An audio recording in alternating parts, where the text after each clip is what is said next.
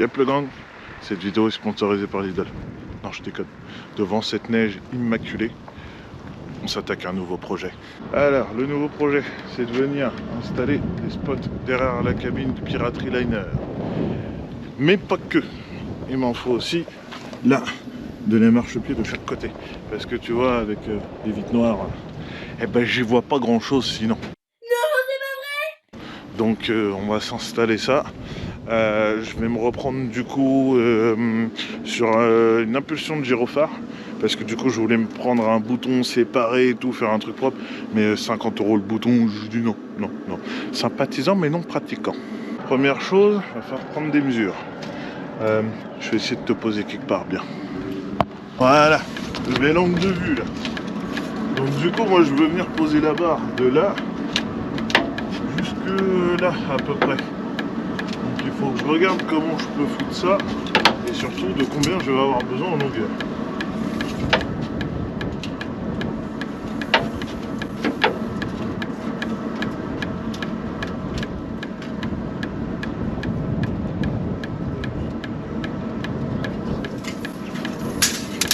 Donc du coup là il me faut à peu près 1,80 m. Ouais, je dois avoir ce qu'il faut. On va faire un peu de soutien. Le proverbe rien ne se perd, rien ne se crée, tout se transforme. C'est ici qu'il prend vie. Une vieille table basse, découpée, pour garder la ferraille. Et ça sert pour d'autres projets. Pourquoi acheter de la ferraille neuve pour avoir de la ferraille de qualité pour gratuit? Hein? Pourquoi? Même les vis, je ne les jette pas. Ça va dans la boîte à vis. Ça pourra toujours servir un jour ou l'autre. Première étape, je vais venir couper ça droit. Donc je vais retracer proprement, bien droit, un beau trait. Voilà. Pour pouvoir le couper tout le tour bien droit. Mes deux bouts de tube sont remis droit. Hein. La jointure est là. Du coup, on a dit qu'il fallait 1,60 m. Donc là, j'ai posé mon mètre. On va tracer ça. Donc mon 1,60 m, il est là. Je vais prendre 5 petits centimètres de marge au cas où. Et du coup, je viens faire ma petite marque là. Maintenant, on va tracer droit. Voilà, je vais tracer droit. Ah, reste avec moi, toi. Hop, ma petite marque est là. Voilà, il n'y a plus qu'à couper. Attention les oreilles.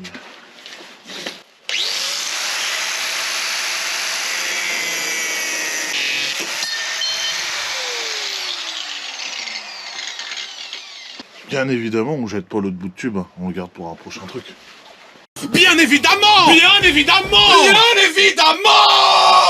Mon tube étant préparé et coupé à la bonne longueur, la suite logique, c'est la soudure. Donc je vais préparer ma surface et on se retrouve pour la soudure. Voilà, prêt à souder. Il n'y a plus qu'à s'y mettre. Ouais, il est un peu cassé le fil. Allez, on pointe ça.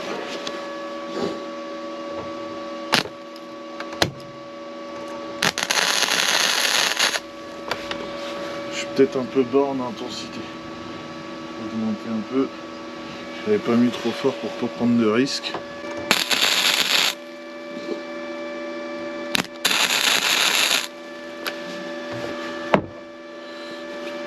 Un petit coup de brosse.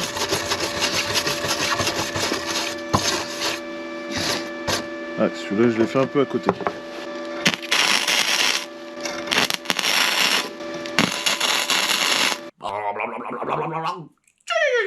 C'est soudé.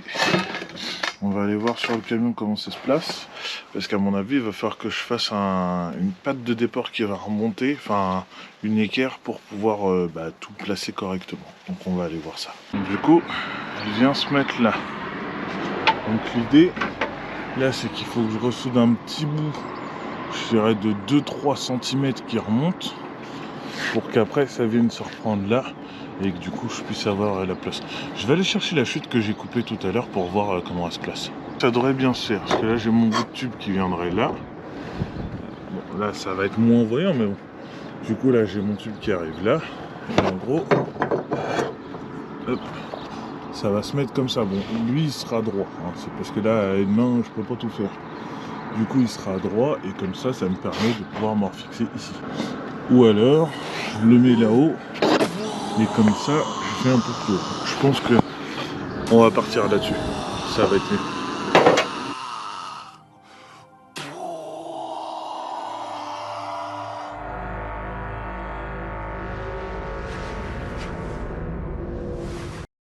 Ça viendrait se placer comme ça, avec un bout là, entre les deux, de 7 cm. Pour pouvoir du coup venir faire la jonction jusque là. Donc on va laisser souder ça. Much later. C'est soudé. On va laisser poser ça pour voir ce que ça donne. Bah, écoute, ça m'a pas l'air trop mal, hein, cette affaire. Bon, je vais passer un bon coup d'après époxy pour protéger de la corrosion. Et puis il va falloir que je vienne faire mes premiers perçages là pour pouvoir après percer ma barre pour ma fixation. Ça va être bien. Ça va être bien, ça va être bien. Comme ça je vais mettre mes spots là, je pense que je vais en mettre un genre là. Et l'autre peut-être genre là. Comme ça ils seront bien placés au milieu. Ça me donnera une meilleure visibilité. Allez, un petit coup de dégraissant du pauvre avant de passer l'après-époxy. J'en ai peut-être un peu beaucoup. Voilà. J'ai bien ébavuré. J'ai passé des coups de meuleuse aussi sur certains points où il y avait un peu de... Genre là, j'avais pas besoin en vrai de passer la meuleuse, mais c'est parce qu'il y avait un peu de corrosion de surface. Je vais rechecker qu'il n'y en ait plus avant de tout passer à l'époxy. Comme ça, ça va être bien propre. Du coup, toutes mes parties nues, je vais les recouvrir avec de l'après-époxy. J'ai acheté sur le site Peinture Moto, donc c'est censé être de l'anti-corrosion. Donc j'ai pris ça pour la première fois, je vais tester. Si ça marche bien, je m'en servirai pour faire L, pour éliminer toute la corrosion et du coup passer tout en époxy. On va tester ça. Donc, j'ai déjà et pas mal, hein. Le séchage par contre j'ai pas trop regardé combien de temps ça prenait. Ça aurait été peut-être pas une idée qu'elle aurait été mauvaise. Parce qu'à mon avis, vu la température, je vais devoir tout passer au décapeur thermique. Je crois que ça va être préférable. Mais en tout cas ça couvre vachement bien, il faut pas grand chose pour avoir une bonne couverture. J'essaie de pas trop charger. J'essaie là de faire un maximum, après je vais le sécher et puis je reviendrai faire le reste. Bon, du coup après avoir regardé, c'est noté pour 30 minutes de séchage à 20 degrés. Donc du coup je mets un petit coup de décapeur thermique pour l'aider à sécher parce qu'il fait froid. Et après je vais la laisser un petit peu sécher tranquille. Je repasserai à remettre un coup de décapeur après parce qu'entre les deux je vais aller percer mes trous pour pouvoir fixer mon support. Pendant que l'après-époxy est en train de sécher et que la visseuse est en train de charger parce que il n'y avait plus de jus dedans, donc on va recharger un peu. On va s'attaquer au faisceau du spot derrière la cabine. Je vais préparer tout ça, comme ça après j'aurai plus qu'à les installer sur la barre, passer le faisceau et ensuite on pourra attaquer ce démarche-pied. J'avoue que là dans ce que j'ai dit, il y a un petit peu de triche parce que du coup on va pas vraiment faire le faisceau parce qu'en fait il est déjà prêt. Parce qu'en fait ça fait au moins 1 an que j'ai ces spots là, que je veux les installer derrière la cabine, mais qu'en vrai j'ai jamais pris le temps, et comme j'ai toujours projet sur projet sur projet sur projet sur projet sur projet, et du coup je m'en suis pas occupé. Et du coup là c'était l'occasion, vu que j'ai reçu ce démarche-pied et que je commence à trouver insistant le fait de les avoir, et du coup c'est aujourd'hui qu'on va se monter ça, hein. Du coup là il faut juste que je raccourcisse un peu le faisceau parce que comment me dire qu'il y a 1 mètre de câble de trop. Du coup ça c'est le fil qui va redescendre pour aller sous la cabine, qu'il va falloir que je rallonge aussi parce que là je vais être je pense un peu trop court pour pouvoir remonter jusque dans la boîte à fusibles. Et puis voilà, puis après il n'y aura plus qu'à brancher ceux pour les marchepieds, faire le petit faisceau pour pouvoir faire tout ça correctement. L'après-époxy est en train de finir de sécher, je vais pouvoir le passer en peinture. En attendant, on va tester les spots parce que j'ai raccourci le faisceau. On va vérifier que tout fonctionne toujours bien. avant de passer au reste de l'installation. Comme d'hab, accompagné de mon chargeur de batterie, on va tester ça. Attention les yeux. Oh, ça allume. Oh, ça envoie. Oh, je peux te dire que pour atteler, on va bien y voir. A few moments later. Je vais pas te mentir, depuis tout à l'heure, ça a avancé. J'ai tout monté sur le camion. Non, je déconne. Non. J'ai raccourci le faisceau des deux là. Les deux spots en plus, le faisceau est prêt. La barre est peinte et sec. Donc il n'y a plus qu'à monter les deux spots qui vont aller derrière la cabine dessus pour pouvoir l'installer sur le camion. Et puis passer tout le faisceau pour monter le faisceau dans le camion.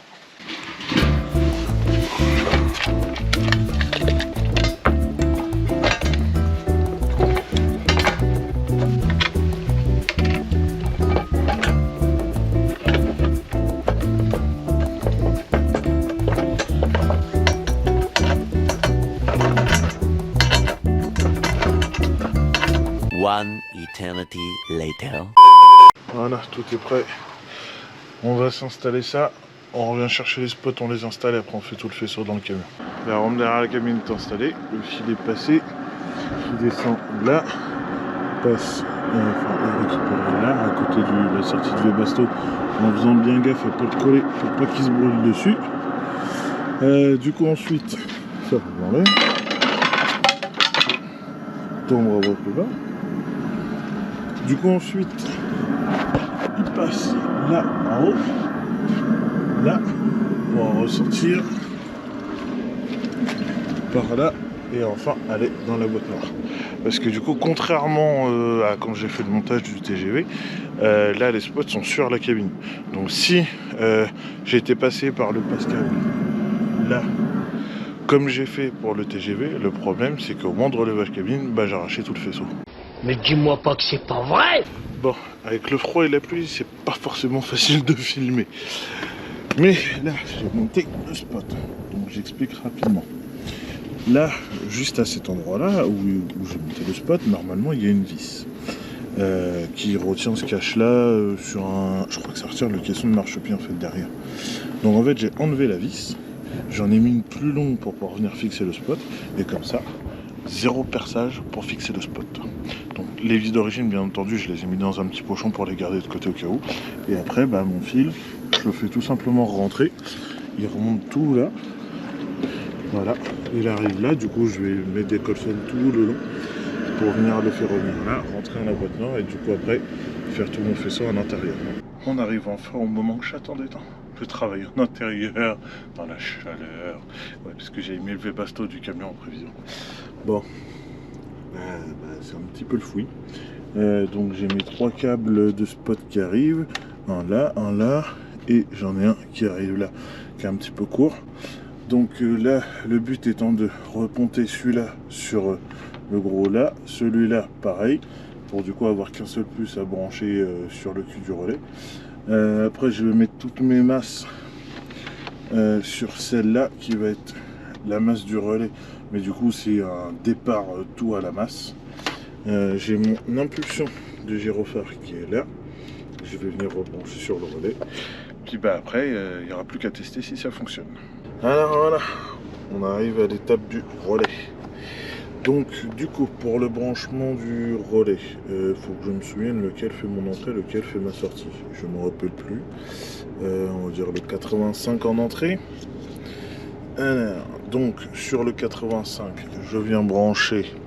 J'arrive à y voir quelque chose. Le 85 il est où? Là, sur le 85, je viens y brancher le plus des gyros. Donc ça c'est l'impulsion que je vais donner à mon relais pour laisser passer le courant. Un petit peu que la cause ne va pas se mettre. Ensuite, de l'autre côté, en 86, du coup, je vais venir mettre ma masse de relais. Voilà. Voilà. On regarde ça en 87, du coup je vais mettre ma sortie plus je crois que c'est ça. Et du coup, il me reste plus qu'à mettre mon plus en entrée 30.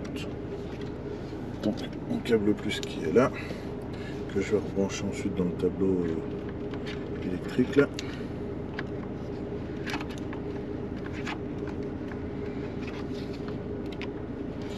Voilà. Voilà.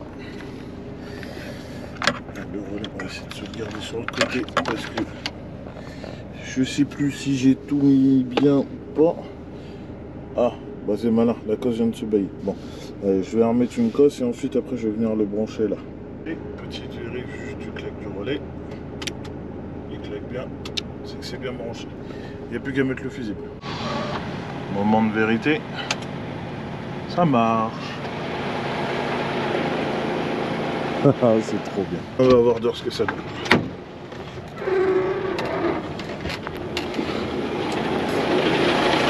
Ah, fonctionné. Les spots derrière sont un peu plus blancs quand même. Je croyais plus puissant que ça. Spot 2 fonctionnel. C'est parti. Mais ouais, c'est bien, il a vachement un peu de blanc par rapport à ce qu'il donne normalement. Ça éclaire quand même. Voilà une affaire rondement menée. À la base, je devais quand même l'installer sur un bouton séparé. Un bouton comme celui-ci qui fonctionne avec la veilleuse et quand je le mets en route, clac, ça m'allume le spot derrière la cabine. Sauf que du coup, je me suis renseigné chez DAF pour les tarifs. Pour un bouton juste on-off avec le petit cache pour le spot derrière cabine, il y en avait pour 55 €. Donc autant vous dire que non, je dis non. Puis vu que là c'est le mois de Noël, j'avais pas beaucoup de sous. Hein, je lui ai dit on va faire à l'économie. Je vais me reprendre sur les gyros. De toute façon les gyros quand je manœuvre je les active souvent. Ça sera pas vraiment dérangeant. C'est ici que je vais clôturer cette vidéo. J'espère qu'elle vous aura plu, qu'elle vous aura diverti ou été utile. Ou les deux. Moi je prends tout. Hein. Je vous souhaite une très bonne année 2023. Bonne année, bonne santé et tutti quanti. Moi je vous donne rendez-vous dans 15 jours pour une prochaine vidéo. Et en attendant, bah, abonne-toi si tu veux faire partie du gang, hein, le son de la jugulaire. Et puis on like, on commente. Puis voilà, c'est déjà bien. Allez, bonne année. Tchuss. Je vous souhaite à toutes et à tous, je vous souhaite à toutes et à tous. On dirait du latin sans connu. Je vous souhaite à toutes et à tous, et à tous. Je vous souhaite à tous et à tous, je vous souhaite à tous, non, à toutes et à tous. C'est bon, c'est à tous et à toutes. Bonne fête, voilà.